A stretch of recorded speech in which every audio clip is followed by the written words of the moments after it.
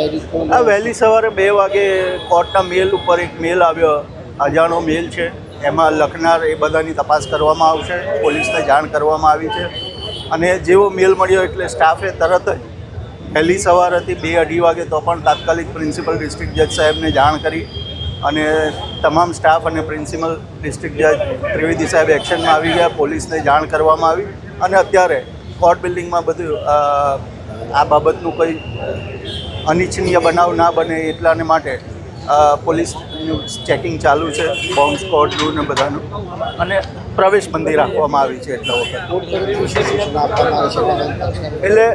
અત્યારે કોઈ પણ વકીલશ્રી, પક્ષકાર, સ્ટાફ, જજીસ બધાને અત્યારે સુરક્ષાના હેતુને ધ્યાનમાં રાખીને પ્રવેશ બંધ રાખ્યો છે. બિલકુલ લુબને સુરત પોલીસ કંટ્રોલ રૂમમાં એક અનામી કોલ આવ્યો હતો અને સુરત ડિસ્ટ્રિક્ટ કોર્ટને બોમ્બથી ઉડાડવાની ધમકી આપવામાં આવી હતી, જેને